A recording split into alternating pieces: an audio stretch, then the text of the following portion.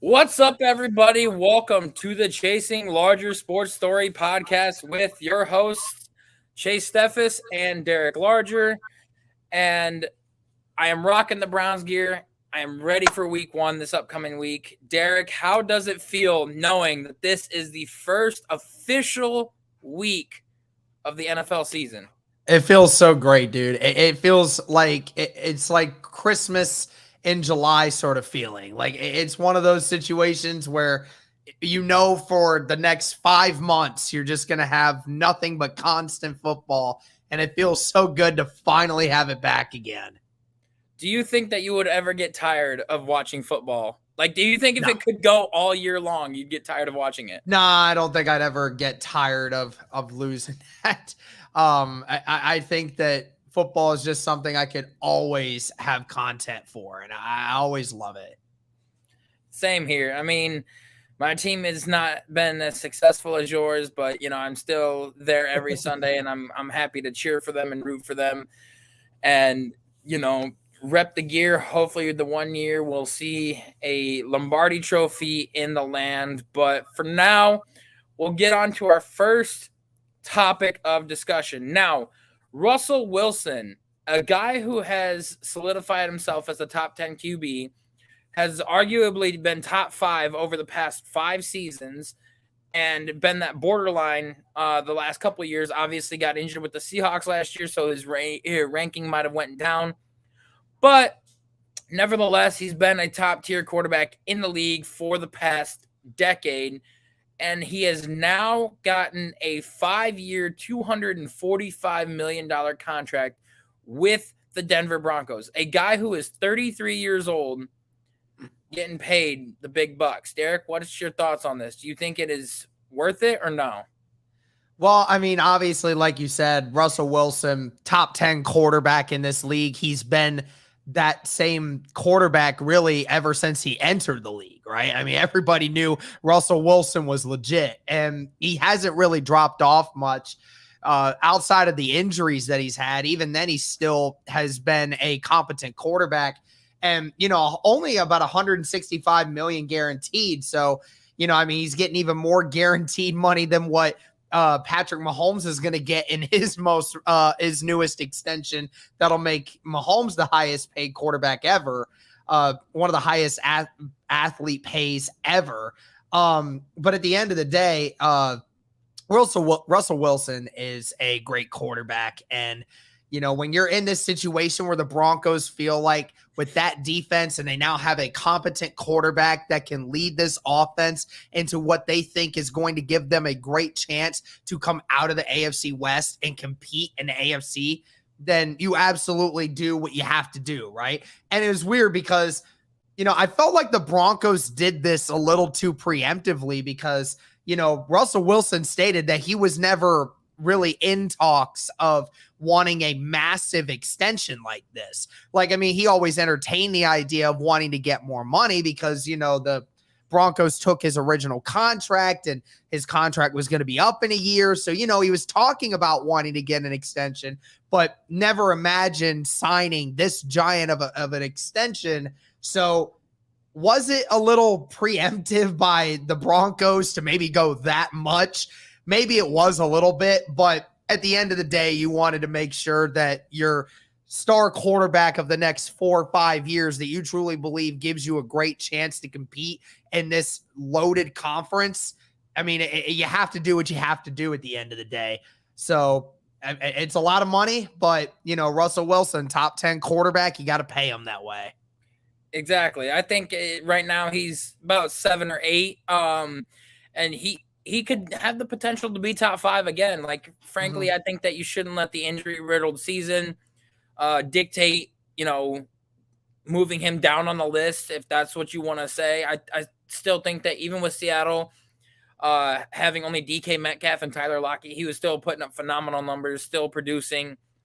His just offensive line and his defense was not keeping them in many games. And I think that he's in a much better situation with a much better team around him, better offensive line, good weapons, and a good defense now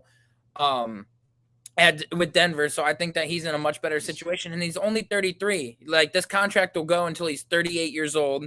He might be reaching the latter half of his career, and he still might have a couple more years after that, but that's when you wait and see. I think that this was a power move by not John Elway, because he's no longer the GM, but like he's the president of football operations.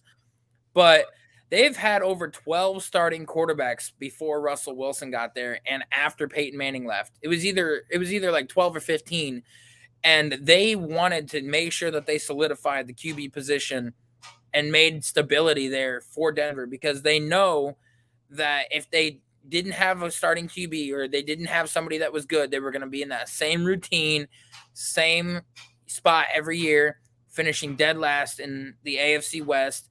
And now, even with a more stacked division, with the Chargers getting better, the Raiders getting a lot better, it's going to be one of the most competitive divisions. And, adding Russell Wilson is going to make it easier for the Denver Broncos, in my opinion. So worth getting paid the money that he did because of how good of a player he really is. Mm-hmm. Yep. Totally agree with you there. All right. Moving on. In the latest news, the Cowboys, for anybody that did not know, has lost their starting left tackle Tyron Smith to yet another injury. Derek, my opinion, I think that the Cowboys are probably going to release him next year and move on from him. Yes, he's one of the better left tackles in the league. Could be arguably top 3 if he can actually stay healthy, but he hasn't been able to stay healthy for the past 3 seasons. So I think that they're going to start over and draft somebody new next year when it comes time for that. But the Cowboys have reached an agreement for a 1-year deal for former left tackle of the Philadelphia Eagles, Jason Peters. Now, obviously, he went to the Chicago Bears last year, did not perform at the level that he did when he was with the Eagles, and did not perform very well. Do you think that this was a smart move or a dumb decision? Well, I mean, at the end of the day, you still had to get a left tackle, right? I mean, this Cowboys offensive line over the span of this offseason has been stretched to the absolute max. I mean, they lost La'el Collins to the Bengals. They lost one of their I can't even remember the kid's name from who they drafted a few years ago, but he went off somewhere else. And then now you're losing Tyron Smith, who, like you said, in the years that he's been there, he's been one of the consensus top left tackles in all of the NFL, and it's remained consistent for almost 10 years. But like you said, I mean, you're going to lose another top offensive lineman. Really, the only solid offensive lineman they have on that offensive line now is Zach Martin. And Zach Martin, as good as he is, I mean, he's only one guy. And at this point, we already talked about how the Cowboys offensive line in camp has looked atrocious. Well, now it's going to be even worse. And listen, I get the point of Jason Peters, signing him, a guy that has a lot of experience in this league. And you really would hope that even at the age of 39, that the guy can still maybe provide you some kind of stability at the position. But look, Jason Peters over the last 2 or 3 seasons has become a really bad left tackle, really bad. You can't rely on him to stay on the field. And even when he is, he's not been good. So at the end of the day, like, it's another body that you hope is going to be better than what you had on the roster currently. But I mean, this is not going to improve this offensive line at all. And I mean, this Cowboys offensive line is going to get Dak Prescott really hurt by the end of the year. That's my fear for this right now. Yeah, my prediction is that Dak is going to be the most sacked quarterback in the league. And, that's why I avoided, all aside, going into a fantasy perspective, it's going to hurt a lot of people that drafted Zeke Elliott and Tony Pollard, because they're going to get absolutely eaten up by defenses and everything. And I think that, if the Cowboys wanted to have success this year, they had to be able to run the football. And with that offensive line being as bad as it is, and Zach Martin being the only solid piece that they really have, this is going to be absolutely atrocious. The Cowboys have not had a good offensive line since Zeke's first 2 years in the league. Mm-hmm. Like, that was the last time that they've had a consistent, healthy, and good top 5 offensive line in the league. is like his first 2 years. And then after that, they have fallen off. They've had injuries. They've had people retire, people leave. Connor Williams, thank you, Sarah, for mentioning that, was the one person that they had that they could have relied on. He's now with the Dolphins. And yeah, I mean, that was another one. He was really solid. He was a great interior offensive lineman. Now he gone too. Yeah. I mean, that offensive line for the Cowboys is going to be so bad this year, dude. They might have the worst offensive line in football this year. Right behind the Bears. Yeah, right behind the Bears, they might have the worst one. And that's crazy to think about because, up until 2 years ago, the Cowboys used to spend almost more money than anybody else in the NFL on their offensive line. And that's why their offense was always consistently good because, regardless of how good the rest of the pieces around them were, you could always trust that they would be able to run the football and they'd at least be able to protect their quarterback for the most part. But at the end of the day, I don't know, man. It's gonna Jason Peters. I mean, good luck to him, but I just don't think that move is gonna matter at all. I don't either, and I don't know like who all is available or like if there's anybody left that is good enough to pick up. But Jason Peters was a stretch. It was not a move worth making. I still think that there could have been a lot better guys to trade for, a lot better guys to, target in free agency than Jason Peters. But you're right. It's going to be a lot of scrambling for Dak and a lot of like quick passes for Dak this year because that offensive line is not going to keep him upright and healthy. Yep. Totally agree on that one as well. So moving on to the Pittsburgh Steelers. Okay. We have had confirmation or people that we think yes, Sarah, I do think that Eric Fisher at this point is better than Jason Peters, like for them to go after. But Derek may have a different opinion, but I don't know about that, man.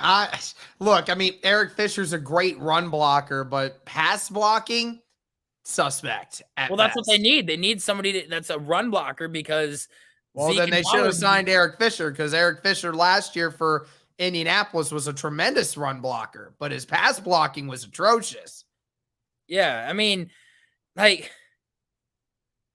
pass blocking's bad, but they need somebody to be a good run blocker because, if they want to rely on Zeke and Pollard, they're going to have to run the ball. And frankly, that's all it is. But anyway, moving on, the Pittsburgh Steelers have not announced their starting quarterbacks yet, but we have a little bit of knowledge thinking that they're probably going to go with Mitch Trubisky because he was named a captain.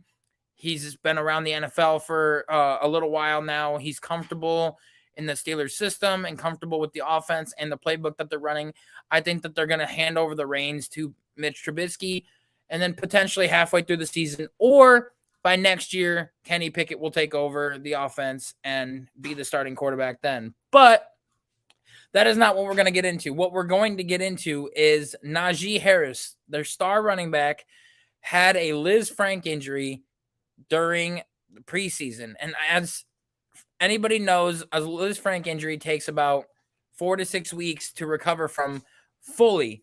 Obviously, when you go to plant and you go to cut, you're going to be putting a lot of weight on your foot. He's going to be in pain. Now, a matter of how much pain, I don't know. But do you think that this injury will slow down Najee and the run game, especially with that bad offensive line that the Steelers have?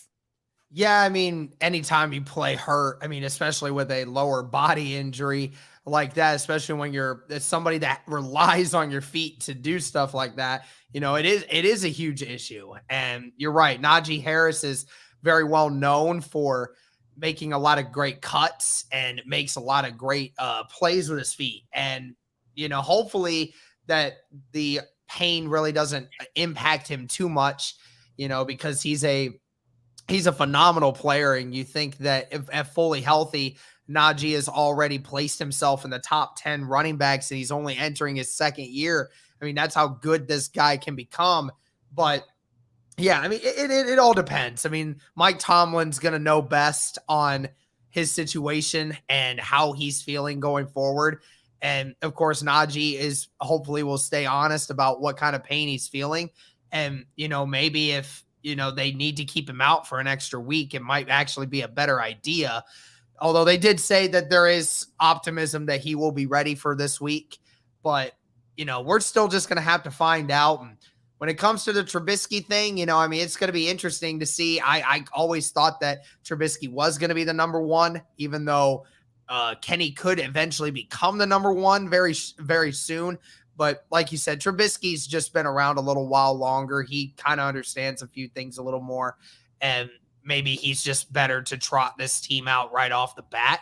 But when it comes to Najee, I hope that doesn't impact him. And I hope it's not something that if he goes out there when he's in pain and then ends up getting that pain just continues to get worse, even though he can play. If the pain keeps getting worse, it's kind of like what happened with Shaq Leonard this last year. Like, he was playing, but you could tell the difference in his play when he ran. Like, if you could see him run, he just was not fast. You could tell he just could not put all his power on that foot, and it just always made him slow as hell. Even though it didn't slow down his ability to create turnovers, he just couldn't run. And if that's something that Najee's going to have a problem with, I really hope at the end that this isn't something that's going to continue to just get worse if he keeps playing through the pain. Yeah. I mean, that's the one thing you're going to fear the most. You've always had players say, "Oh, I'll play through injury. I don't care." But, hopefully with Mike Tomlin, how good of a coach he is, he'll see that if Najee is not performing the way that he expects him to, or at the level that he expects him to, he'll hopefully set him out for a week or two to let him get his strength back and get back to the way that he, knows that he can be. And then just be able to bring him back fully healthy. But if he plays on it, there is a potential to injure yourself even more. And that's not something you want, especially if the Steelers are in the playoff mix and trying to make a playoff push. So, plantar fasciitis is not fun. It is and the injury that Peyton Manning suffered his last season with the Broncos, and why he was kind of like struggling statistic-wise, because he was dealing with that pain. And then obviously the last two games of the season and into the playoffs, he got better and started playing a lot better too. So, Aaron Judge, she's right. Aaron Judge. Yeah, Aaron Judge with his 54th homer. Jesus Christ, we have not seen that since Mark McGwire and Sammy Sosa. Yeah, I know. It's crazy. I do wonder how many more he's going to go with. I mean, you're only in September. I mean, he still has almost a whole month left of the season at this point. So I don't know how many more he can get, but will he hit 60? I think the record is 68 in one season, if I can remember correctly. But I think it was. I think that was Barry Bonds that did that. Yeah. If not, it was Mark McGwire. It was one of those two. But yeah, it's been a long time since we've seen a guy hit 60 home runs in one season. There's been a few guys that have hit like 50, 55, stuff like that. I remember Chris Davis for the Orioles ended up doing that the one year where he hit like 53 or 54. But yeah, Albert Pujols with his 695th. I honestly hope that within the next month he can get 5 more home runs. I know, man. I really want him to hit the 700 club, bro. I do. Outside of a few players, he is like probably the greatest hitter of our generation. I mean, I can't even say Barry Bonds was part of our generation, because that was still like 6-7 years ago. That was probably even further than that. I mean, at the end of the day, like Albert, to do it the many years he has from the early 2000s and still freaking doing it. I mean, it's incredible. Same thing with Miggy. Miggy has been doing it since the early 2000s, but Albert, like he said, this is his last year. So I hope that within the next month he can hit 5 more home runs and just. I really hope, dude. I'll tell you what, if he ends with 699 home runs, he better come back, play he better come back and get one more, just one freaking more. Yeah. I just want him to play until he hits 700 and say, okay, that's it. I'm done. That's it. I'm good now. I did what my life has accomplished. Retire after he does that. Be like, all right, I hit my home run. Bye, guys. I'm done. Yeah, right. Yeah, literally. And you know what? I don't think anyone would be upset by that. Nobody would. I mean, there's only 4 players in MLB history that have hit 400 or 700 home runs. That's Babe Ruth, Hank Aaron, Barry Bonds, and Alex Rodriguez. Yeah. Those are the only 4 to ever do it. And 2 of those players were on roids. Yeah, exactly. Right. Albert would be one of the only natural people outside of Hank Aaron and Babe Ruth to do it. Yep, 100%. Certainly hope, you know. I know, but dang, like this is crazy. All right, back to the NFL news. The Rams have been in contact with OBJ about returning and having Allen Robinson, OBJ, and Cooper Kupp and Van Jefferson as a team, like a 4 wide receiver team. That would be a deadly combo.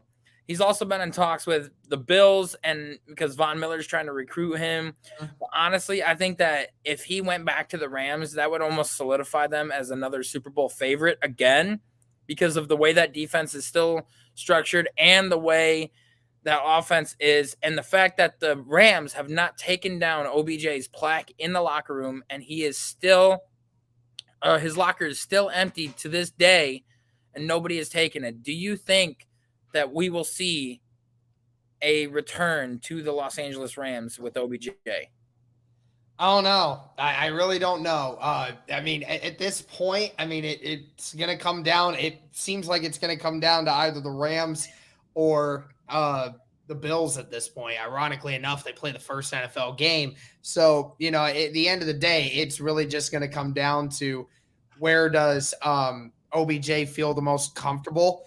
I mean, the Bills have made it very clear that they want OBJ in Buffalo. And the Rams have obviously made it clear that they are keeping the door open for him to return. I mean, both teams clearly want him. He's going to wait a little while to figure out, you know, what kind of situation he feels like he's in. I mean, either way, he's going to be the 3rd wide receiver when he gets there, because when you look at it from the perspective of, you know, the Rams have Allen Robinson and Cooper Kupp, and then the Bills have Gabe Davis and Stephon Diggs, right? So at the end of the day, who does he feel most comfortable with? I mean, he's going to go into a great quarterback situation.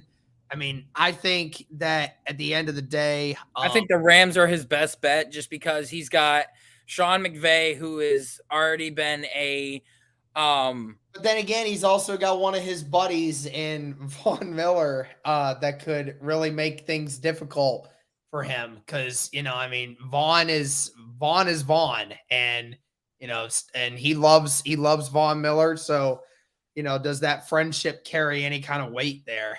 I can see there, but I think that his best bet would be to go back to the Rams. He's familiar with that offense.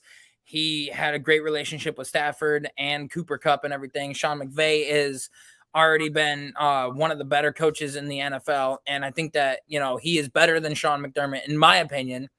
And, you know, he can't go wrong with either of them. Like, Sean McDermott's still a great head coach. Josh Allen's a great quarterback. Matt Stafford's a great quarterback.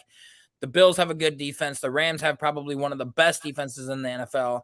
So he can't go wrong with either one. It's just which one will give him the best opportunity to go back to the Super Bowl. I think it will be the Rams, because the NFC is a lot weaker than the AFC, and you're going to have a lot more competition with the Chiefs, the Bengals, the Chargers, you know, going through the AFC, when in reality, in the NFC, you got to go through Tom Brady and the Bucks, maybe Aaron Rodgers and the Packers, and, you know, whoever else there may be. There's not much. So I think he's in a better situation with the Rams than he would be with the Bills. So with that being said, week 1 is upon us, with the first game happening on Thursday night against the Los Angeles Rams and the Buffalo Bills. we are going to give our week 1 predictions for all 32 NFL teams. Derek, what's your thoughts? Well, I mean, there's a lot of great games here. Do you want to talk about the Zach Wilson and Lamar Jackson news first before we get into the rest of this?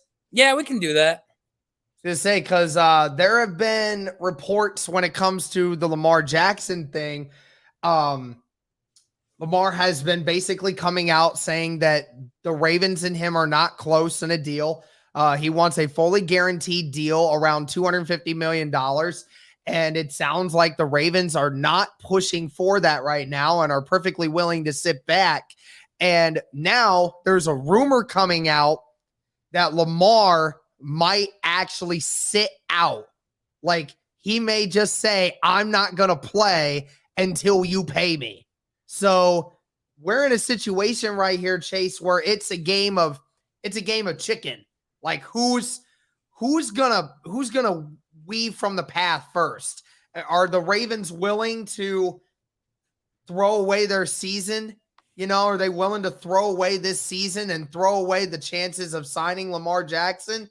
Or is Lamar Jackson just bluffing and is going to actually play and then just eventually take a smaller deal?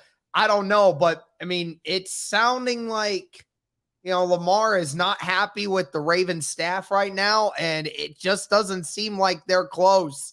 And, when you talk about, I mean, Lamar did say he put a deadline. This week was the deadline, and the Ravens said they're not doing it. So what's going to happen? I mean, is Lamar actually going to sit out? I doubt it. I mean, Lamar has been a prideful guy. He's been a guy that has, since the day he's been drafted, I'm going to win you a Super Bowl. I can promise you that. Like, he has been in that mindset that he's always going to be there no matter what. He's never given them a reason to not be there. He's never given them, or like he's, bluffed before and been there just fine. And it could be like a DK Metcalf situation. DK bluffed the Seahawks and got his money and won it. And, I think that if Lamar sits out, like, that almost further solidifies what the Ravens are thinking, because right now they're like, is this guy worth $245 million fully guaranteed over the next 4 to 5 years? Because, he was injured last year. His stats went down. His stats have gone down since his MVP season. And frankly, like, if he's sitting out, like, what does that also tell us there? So I think that in terms of getting his contract and him wanting his money, I think it's a lot better for him to play this year and show them that, they're wrong, and be like, I am capable of winning. I am capable of bringing a championship here, and I am capable of staying healthy. Pay me my money. But if he doesn't and he sits out, that just further shows that, like, what we've been thinking this whole time has come true. So I don't know. It's hard to say, but I think he's really bluffing, and he'll come back and play for week 1. Yeah, I wonder what is going to happen, because, dude, could you imagine if Lamar did sit out? Like, how shocking that would be. How shocking of news that would be for the entire NFL landscape if Lamar decided to just not play because he wants his fully guaranteed contract. Again, it just goes to show you Deshaun Watson's deal was an outlier. Like, I mean, it was a insane outlier that it's just not going to happen for every quarterback now. Like, Kyler Murray, and you and I both talked like Kyler Murray didn't get $200 million guaranteed. Russell Wilson didn't get $200 million guaranteed. Like, it's just not going to happen. It may not happen until these new NFL media deals start coming in and the cap goes up by $50 million. That may not be something that we'll see. And I mean, it's just a thing where, I just don't think it's going to happen. I just don't think it's going to happen. And I think Lamar's going to pull back. Yeah, I think so too. I mean, you and I both talked ad nauseum about this, and we both think that Lamar is not worth $250 million fully guaranteed. Like, we think that, he's got to show us more in terms of passing the ball, in terms of actually winning more playoff games, in terms of staying healthy and being like making his stats either improve or, stay the same at the very least. But like he has had a down year every year since his MVP season and has not shown that he can win a game on his arm and has not shown that he can win multiple playoff games. I really don't think he's worth his 250 fully guaranteed. I'd say maybe 100 million guaranteed fully, or maybe even 150 fully guaranteed, just not 250 fully guaranteed. Like that. Yep. That's my opinion. So, yep, I totally agree there. So news coming out: Zach Wilson actually had a practice today. Actually had a workout, and head coach Robert Saleh said there is optimism that Zach Wilson could actually play week 1.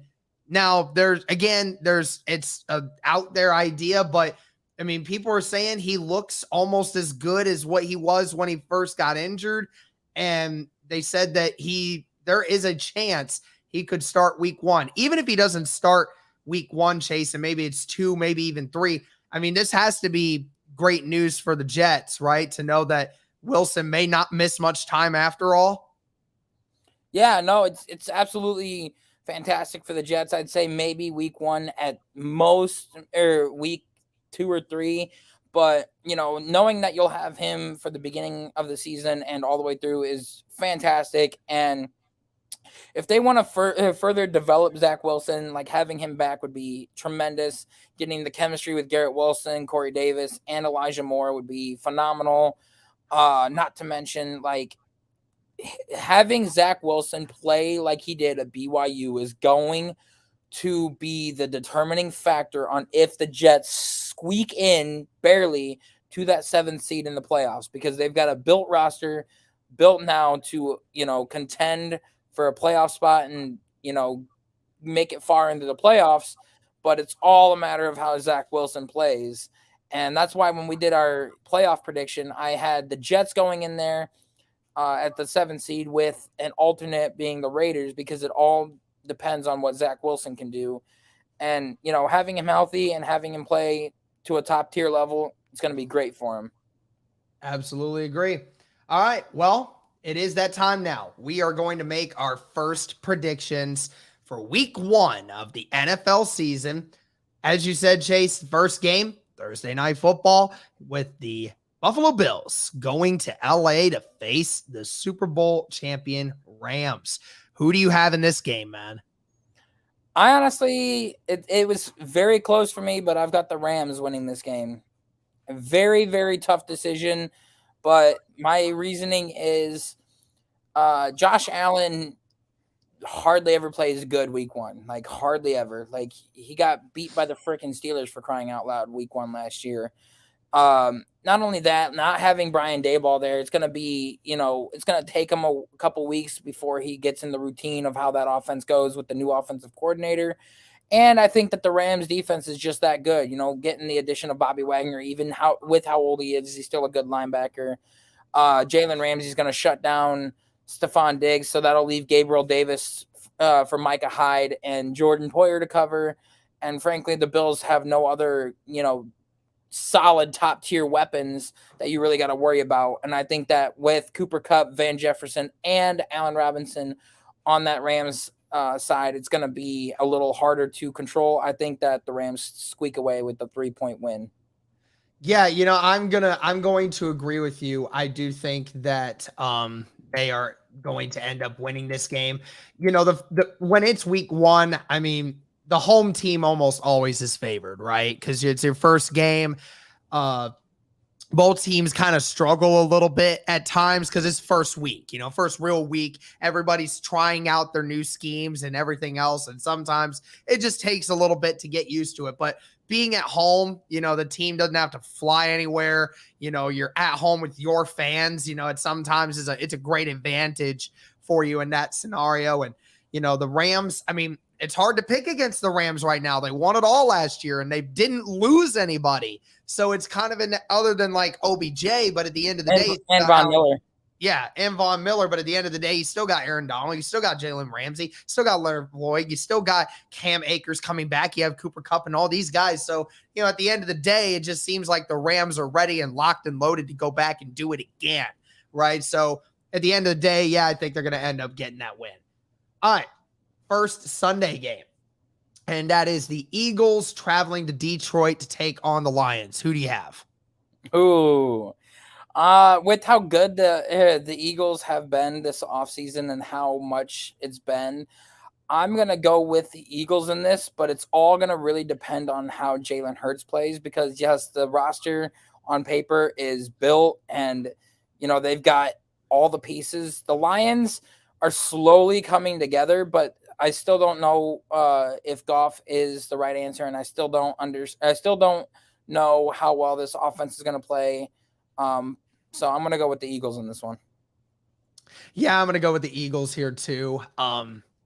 Eagles roster wise is just too good for the Lions right now. I think that they'll be smart about it and they'll try to get Miles Sanders involved in the run game. And I think that they'll squeak away with like a 13, 17 point win, something like that. All right, next one. The San Francisco 49ers, led by Trey Lance, are going to face the other quarterback from the 2021 draft, and that is Justin Fields and the Chicago Bears. Who do you have in that one? San Francisco. Francisco. Like Trey Lance has not played, or he's only played in 2 NFL games. He's won both of them and everything, but like, come on, this is probably the worst offensive line that the Bears worst offensive line in the league, tied with the Cowboys. And not to mention their number 1 wide receiver is like the number 20 or is like the number 33 wide receiver in the NFL. Yeah. And like they don't have any good weapons. I mean, Darnell Mooney's the only one. David Montgomery's good, but he's got no offensive line to run behind. And Velus Jones, like who knows what the hell that Velus Jones has. So I'm going with who are they playing? Yeah, the 49ers. Like I'm going with the 49ers in this one. I feel bad for Fields. I feel bad for that Chicago Bears team. Their GM gave them no They gave them no chance. No help. They gave them no chance. Yeah. I think the 49ers are just too solid. They obviously, like you said, the offensive line is just too good for 49ers. Even with Trey Lance, as long as Trey Lance isn't throwing 4 interceptions in this game, then the 49ers are going to squeak away with the win. All right, AFC North matchup. Mitch Trubisky led Steelers versus the Super Bowl attendees last year, the Cincinnati Bengals at home. Who do you have? I got the Bengals. I mean, the Bengals really have not lost anybody like at all. They've even gotten better on the offensive line, signing La'el Collins, Alex Kappa. They basically beefed up that offensive line and got better. So I'm going to sit here and say the Bengals. They've got a lot better on the offensive line, and with Joe Burrow staying upright and not on his butt the whole game, I think that the Bengals are going to squeak out with the win on this one. Yeah, I agree. The Bengals, not only have they basically not lost anyone, they've practically just added more. And that's crazy to think about. You're right. They bolstered that offensive line very well, and a multitude of different positions. Their defense has pretty much stayed primarily intact. That same defense that was pretty much the reason they got to where they were in the Super Bowl in the first place. And obviously that offense is still star-studded. So, yeah, I think the Bengals are going to win that one. The Patriots going to face the new Miami Dolphins at home. Very interesting matchup here, Chase. Who do you have? I'm going to go with the Dolphins, surprisingly, just because Mac Jones really has no good weapons. I mean, Devontae Parker is solid, but, he's been kind of off and on the past. He was the number 2 wide receiver in Miami. So. Yeah, he was the number 2. Mac Jones also lost a lot of key pieces on defense, including J.C. Jackson this offseason. They lost a couple offensive linemen, and they also lost their offensive coordinator. And I think that the Dolphins got a lot stronger getting Tyreek Hill, having Jalen Waddle be, the second Tyreek Hill on that team, getting Mike McDaniels, a great offensive mind who is going to utilize Waddle and Hill's speed to their advantage. And, I think that they're just built. Frankly, I think that Mac Jones is better than Tua, but I think the Dolphins are built better and have a better chance of winning. Yeah, I mean, no question that the Dolphins roster in general is definitely better than the Patriots at this moment. It really is going to come down to coaching. How does McDaniel handle his first real test in the NFL as a head coach? Completely outcoached by Bill Belichick, who obviously has had so many years in this and is still the most reliable coach when you think about it in terms of that. But then again, you have to also think, how are the Patriots going to handle their offensive controversy with they're still trying to figure out who the definitive play caller is going to be. So how does that affect Mac Jones in this offense going forward? At the end of the day, I mean, don't count out the Patriots. They obviously run things very well. And, Bill Belichick just has a great way of keeping things in tone. The Patriots most of the time don't ever look like they're phased. But at the end of the day, like I said with the 49ers, as long as Tua is not forcing turnovers, then at the end of the day, the Dolphins are just too powerful. I think they're going to win this game in the first one. And a hot take, the Patriots finish last in their division. Okay. Yeah, that's a real hot take. I could see third, but I'm not saying last. But anyway, this is the one that everyone will be talking about. The Cleveland Browns traveling to the new Baker Mayfield-led Carolina Panthers. Chase, this is your team going up against your past quarterback. Who do you have in this game?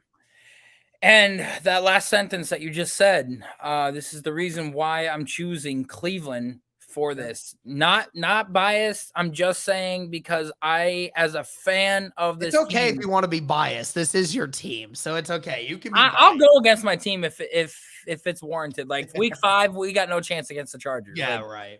No chance. But because of what you said, I have seen this man play every single year for the past 4 years. Every chance that he's got, he's only rose to the occasion one time in the 4 years that he's been there. And that was the game against the Pittsburgh Steelers to solidify us a playoff victory. And that was he almost screwed it for us on that day too. Every game-winning drive that he's had, he's either fumbled the ball, got it turned over on downs, or thrown an interception. And I think that with how good our secondary is, and how bad that offensive line for the Panthers is, I think Garrett and Clowney are going to eat. I think that we're going to stop their run game, and I think that Denzel Ward and Greg Newsome are going to shut down DJ Moore and Robbie Anderson. So it really just depends. Like, yes, they've got more weapons of Laviska Shenault, Rashard Higgins, Terrence Marshall. I get that. But I think that with how well our defense knows Baker and played against him for so many years, I think that we're going to squeak out with the win on this one. It'll be a tough one, but we're going to have a 4-point victory on this one. Okay. I mean, I definitely see where the Browns can definitely win this game. That defense on their side of the field is something that definitely is scary, even with the fact that, they don't know who their definitive quarterback is going to be, at least for the long term. But ultimately, I am going to pick the Panthers here because, one, they're the home team. Second, Christian McCaffrey being back is a ginormous boost to that offense. That's something that Carolina didn't have the majority of last year. And Christian is one of the biggest game changers in the NFL on offense when you get him the football. And I think that Matt Rule is going to figure out a way to make sure that they can get away from guys like Myles Garrett, being able to get the ball out quickly so that Garrett has limited impact on being able to sack Baker Mayfield. And I mean, obviously Baker Mayfield has as much motivation as anyone to win this game, to show Cleveland that they were wrong and just pushing him out the window the way they did. I think the Panthers win this. I think the Panthers win this by a touchdown. I think it's going to be a close one, but I mean, this game could go either way. I mean, I think that both of these teams have a really good chance of winning this. I mean, Panthers have more offensive weapons, but clearly the Browns are a little bit more established in the trenches, at least from a from a defensive line standpoint, and their defense in general is better than Panthers, but we'll see how that works. We'll see how it works in the end. But let's move on. Another game here. The Indianapolis Colts traveling to Houston to take on the Texans. Who do you have in that one, Chase? I got the Colts. I mean, no question. Nothing needs to be said. True that. Yeah. Indianapolis, even with Matt Ryan, the new pieces, you got a spectacular defense and you got Jonathan Taylor running out of the backfield. It would seem, I mean, the Colts have beaten the Houston Texans by a combined score of 63-3 in their last two meetings. So if Indianapolis does not win this game, even with some of the new pieces that the Texans have acquired, the Colts should be ashamed of themselves. Next week, I'm going with Jacksonville versus. Yeah, I probably will too. Just for the sake of it. Look, here's the thing, because the Colts in their first 2 weeks have two curses they need to break. Indianapolis has not won a season opener since Frank Reich has become the head coach. Has not won a season opener yet. And the second week, Jacksonville has beaten us in Jacksonville for 9 straight years. So, back-to-back weeks, the Colts are trying to break two curses at once. So, there's a lot riding on it for the Indianapolis Colts. But, all right, an NFC South matchup. The New Orleans Saints, led by Jameis Winston, are now facing the Atlanta Falcons, who are now going to be led by Marcus Mariota. Who do you have in that game? The Saints. Their offense is too good. They got Kamara, they got Landry, they got Olave, they got Thomas. Not to mention their defensive pieces that they picked up. They got rid of Chauncey Gardner, or CJ. What was his name? Chauncey Gardner. It's Gardner. Yeah. Yeah, they got rid of Gardner, but still they got Matthew. They got a lot of pieces and stuff. Jameis Winston is going to be the deciding factor on if the Saints win or not, because obviously his play on the field is going to determine it. But even with the new head coach and Dennis Allen, I think that the Saints are still built better offensively and defensively to win this game. So I'm going to go with the Saints. I will say this. The Saints are wishing they had Gardner Johnson back, because their safety Marcus May just got arrested 2 days ago from aggravated assault with a deadly weapon. So there's a possibility he'll be suspended for quite a while. So they're kind of wishing they had Gardner Johnson back right now. I mean, we'll see. They haven't suspended Kamara yet, so we'll see. They haven't suspended Kamara yet. I mean, if the suspension hasn't come yet, then I don't think it's going to happen, because, I mean, that happened in May, and there still hasn't been anything done about it. So if that hasn't been done yet, then Kamara, I don't think, is getting suspended at all this year.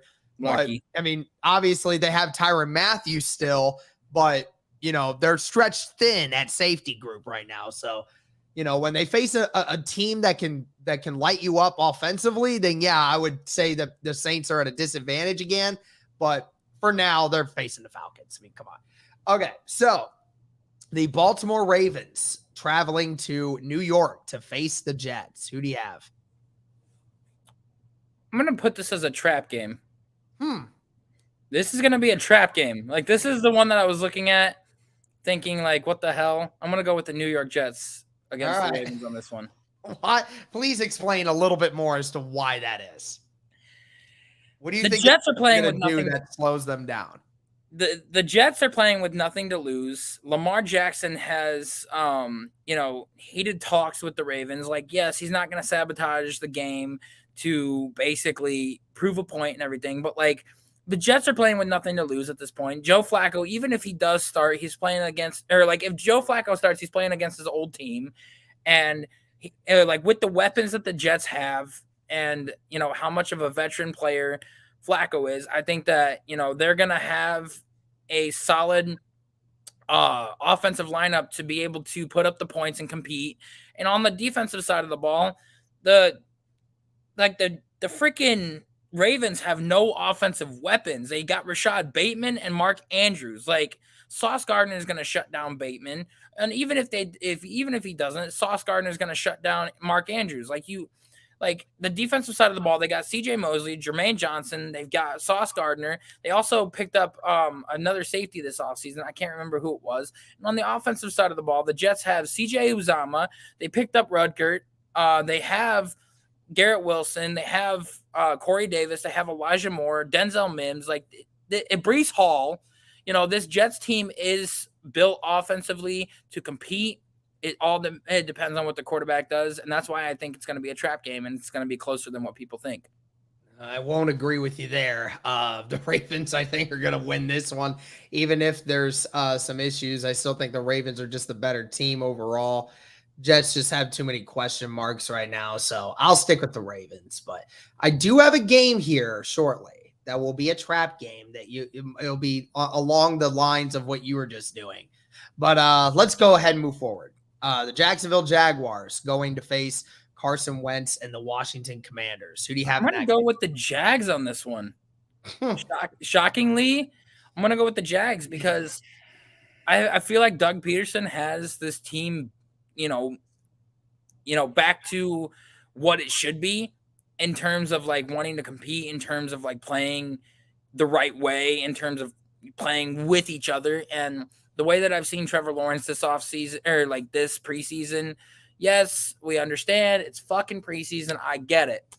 But with the way that we've seen him play and how good that offensive line looks, especially now with the addition of Brandon Sheriff, this Jags team looks a lot better and ready to compete. And I think that Carson Wentz is going to screw over the Washington Commanders. I still think that Sam Howell is the better option to start and get them to win. But regardless, I think that the Jags squeak out the win on this one by 7 points. I don't know. I'm going to stay conservative, and I'm going to go with the Commanders here. I don't think I could take the Jags week 1 to win. I'll take Jags maybe next week against the Colts, but Commanders is a little different scenario. Why? Just because, like, it just doesn't make sense for me to put, because I know the Commanders are better. Obviously, they don't have Chase Young yet, but at the end of the day, I mean, I still think the Commanders will just be smart about their approach. I still think they're just going to – it's not going to be a pretty game, but I think they'll squeak it out at the end of the day. So I don't know. I think Josh Allen got a better coach than Ron Rivera. Ron Rivera is a better coach, but I think that the Jags, with Josh Allen and Travon Walker now, and then, looking at their it absolutely could happen, but it's one of those things that I just don't know if I could call that a trap game yet. I just can't. Now, let's go into a NFC North matchup. The Green Bay Packers, hosted by the back-to-back MVP Aaron Rodgers, going up against the Minnesota Vikings. Now, I'll give mine for this one. I think the Packers still win this one. I know that the Vikings are obviously the offense is a little suspect now because you're looking to see who on Green Bay is going to be that number one receiver going forward. I'm Magnolia. But I think that Aaron Rodgers still has a lot of good things to go, and they still run the ball very effectively. They have two great running backs. Their offensive line's still well built. Aaron Rodgers is still freaking Aaron Rodgers, still going to do some great things. And defensively for Green Bay, last season was still one of the better defenses in all of the NFL. So I still think that their defense can get pressure on Kirk Cousins in this game. I think it'll be a good one. Green Bay and the Vikings have had some really good classic games in the first couple weeks of the season. That's been one of those. But I think Green Bay is going to inch it out just barely because Aaron Rodgers is going to win the game at the very end for Green Bay. I would have to agree. You know, they got two key first-round pieces, both from the Georgia defense, one defensive lineman and one linebacker in Quay Walker. They still got Jair Alexander. They got Rashawn Gary. They got Zadarius Smith still. So I think that defense is looking good. Then on the offensive side of the ball, like Rodgers and Romeo Dobbs' connection has been legendary so far at practices and in the preseason. And not to mention Christian Watson's looking great too. Sammy Watkins is also looking great. So I think that with the way that Aaron Rodgers is and how good of a quarterback he is, I think he's going to squeak out against the Vikings this time. But next time, I think the Vikings edge it out and end up getting the win because with Kirk Cousins learning this new system, learning Kevin O'Connell's offense and him getting used to it, I think that later on the Vikings will win. But I got the Packers now. Yeah. Next game, the New York Giants face the Tennessee Titans. Now, Chase, this is my trap game. I think the Giants beat the Tennessee Titans week 1. The Giants secretly have had a really decent defense. They stopped the run primarily well. So, and then on top of it, if you can slow down Derrick Henry, I'm not sure who the Tennessee Titans can rely on to get in their offensive passing rhythm. I'm not sure if I can trust it right now. So, and then I look at the Giants, you're getting Saquon Barkley back. You have a couple young weapons that for Daniel Jones to look likely maybe able to get something going there. And the Titans just lost Harold Landry on that defensive line. And that's a big blow because Harold Landry was really good last season. So that's another defensive loss that they have. So I'm looking at it from the perspective of the Giants gain a really great playmaker back, and the Titans just don't have like the same chemistry, I think, right now as they did before. So I think the Giants pull off the biggest stun of the week and beat the Tennessee Titans on the road. I will have to agree. Really? Just because, like, here's the reason why. There's a few reasons, but they lost A.J. Brown, the Titans did. Yeah. They got Treylon Burks. They expected him to come in and be, that guy that takes over and solidifies himself as the number one option. But right now, there's been talks that he's been playing with the 2s and 3s at camp and has not been, living up to that hype and the expectation that everybody put on him. If the Giants can stop Derrick Henry, they've got nobody to go to on offense. They've got Tannehill throwing the freaking ball to him. And to be real honest, like the few games that I've seen the Giants play in the preseason, Daniel Jones is looking like a completely different quarterback. Like, period. Brian Daboll has, like, the one game that I watched versus the Jets that they played, Daniel Jones went 14 of 16 for 130 yards and a touchdown with no interceptions. That's numbers that, the top quarterbacks are putting up.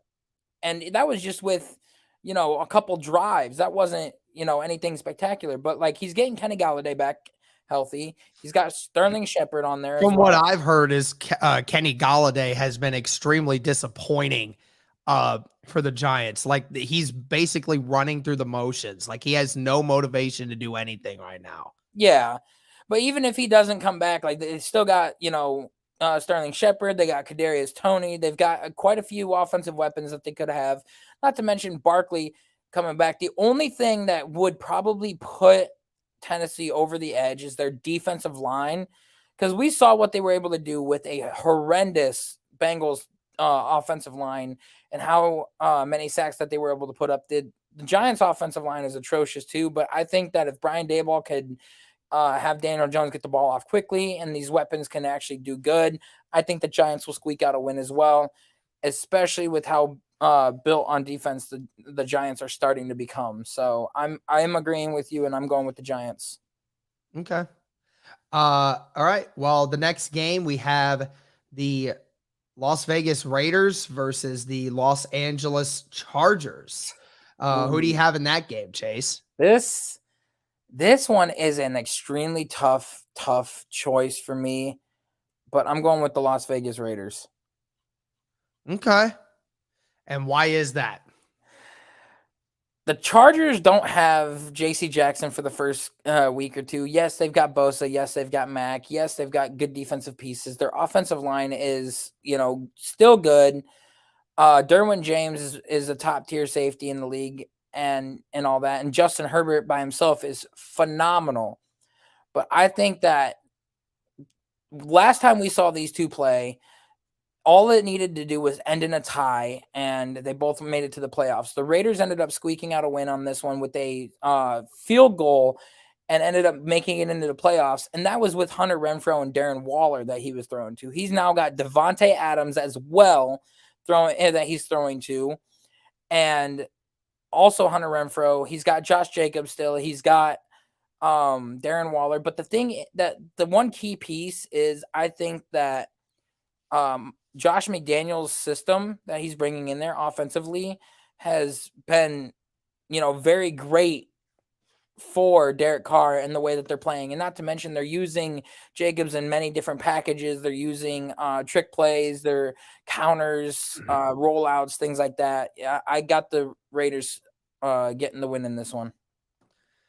Well, it is going to come down to how does Josh McDaniels' system work for them, right? I mean, how does he manage the game? And, the last time we saw Josh McDaniels with a head coaching job in the NFL, he basically got chased out of town. So how does that end up working for him? But I think the Chargers, you also got Khalil Mack in the offseason. That's another weapon on that defensive line to try to get after the quarterback. You got Derwin James back, the best safety in the league, and you're at home, Jay Herbert and this offense running at full steam ahead. I just think the Chargers squeak this one out. I just think the Chargers are just going to be too powerful right now for the Raiders to take advantage of it. But let's move on to the next one. That is the Kansas City Chiefs against the Arizona Cardinals. Who do you have in this one? Chiefs, no question about it. I mean, you could sit here and say all you want that, like, oh, like Kyler's better than what we think he is, and like blah blah blah. But like we saw without D Hop, how Kyler played in the playoffs. They lost another weapon in Christian Kirk. Yes, they have AJ Green. Yes, they have Rondell Moore. They got Marquise Brown. Blah blah blah. Say what you want, but the Chiefs have Patrick Mahomes. It's hard to go against this guy. It's hard to, pick against the Chiefs, especially with that guy on the side of the football. He will make anything happen as much as he can. I mean, shit, we saw it in the Super Bowl when he was down. He was rolling out. He went airborne, threw a ball sideways, hit Damian Williams perfectly in the chest, and he dropped the ball. So for this, Andy Reid's a better coach. Patrick Mahomes is a better quarterback. And I think that even with that, the Chiefs' weapons are still better than what the Cardinals have at the moment without D-Hop out. Yeah, I agree. It's just hard to pick against the Chiefs right now, even after losing Hill. They added a whole bunch of other weapons to make up for that. And the Cardinals, they lost one of their better defensive linemen. They lost, JJ Watt's just not the same player that he once was. And I just think that the Chiefs are just going to be too much for week one to And they lost Chandler Jones too. Yeah, Chandler Jones. Yep. And they lost Chandler Jones, and that's going to be the tough one. All right, the Sunday night football game with the Tom Brady-led Buccaneers versus the Dak Prescott-led Cowboys. Who do you have? I got the Bucs. I mean, I would have chose the Cowboys had the news not broke about Tyron Smith and he was still playing, and like if this Cowboys offensive line was better. But with the way that this Bucs defensive line is and their defense in general, they're gonna be in the backfield getting after Dak all this time. Mm-hmm. And Dak is without Michael Gallup as well for week one. Like he's not gonna be there. So like he's gonna rely on Jalen Tolbert, one of their later round picks that they got, and he's also gonna rely on CeeDee Lamb. We can't rely on Zeke Elliott. Because he has not shown up the past couple of years. And I think that ultimately last year was the complete matchup with the Cowboys and Bucs, and I was going for the Cowboys in that game, and they barely lost. This year, I think that the Cowboys are going to lose by 10 or more points to the Oh, Bucks. I think this could turn into a blowout. I honestly think this could turn into a blowout. I mean, like you said, the offensive line is trash. The Buccaneers defense is phenomenal at stopping the run and getting after the passer if you let them do that. And then on top of it, I mean, Diggs is getting burnt every single game this year. I mean, he may have one interception a game at this point, but Diggs is about to give up like 1,500 yards passing on him this year. I mean, to a T. So at the end of the day, Buccaneers for me, Buccaneers by 20. I mean, I think that low of the Dallas Cowboys right now. Yeah, I would not doubt it. I mean, by 20, hell, maybe even 30. Yeah, because I mean, and the Bucks can run the ball just as well as the Cowboys right now, if not better, with Leonard Fournette. So there's the Sunday night game and the final week 1 game, the Monday night football game against the Russell Wilson-led Broncos against the Seattle Seahawks. Who do you have in that game? Denver. Yeah, I agree. You know, there's not a clear definitive. I mean, I don't expect Geno Smith to go out there and start dropping dimes on this Denver defense. You know, he's going to have some good plays. You know, Tyler Lockett and DK Metcalf are still going to get their numbers this year, but it's still not going to be as consistent when you had Russell Wilson. Geno's going to get sacked a lot more, and Denver might have 4 or 5 sacks in this game, to be completely honest with you. So, and the fact that the Seattle Seahawks lost to Wayne Brown, who is their only legitimate offensive lineman. So, well, didn't they just draft Charles Cross? I don't remember who they drafted. But either way, like, you know, that's still a rookie, you know, going up against guys like, going up against some pretty decent pass rushers there. So that defense for Denver might feast on Geno. All right. Well, you and I didn't have as many disagreements as I would have expected. But, I mean, we had a differential on the Browns and the Panthers. We had a differential on the Ravens and Jets.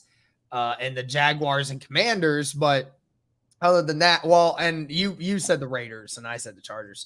We'll have to keep a tally on this, Chase, so that way at the end of the season we know who is better at predicting NFL games. So Toby, Josh, and I used to do that for our podcast when we did it during the NFL season. So we'll keep an eye on that. All right. I got the 4 picks that we were opposite on this time, so we'll keep an eye out for it. I'll make sure to keep tallies and stuff, but that's going to do it for this stream, guys. Let us know your thoughts on everything we discussed today. Hope you are enjoying your wonderful Mondays. Thank you so much. Have a good rest of your day.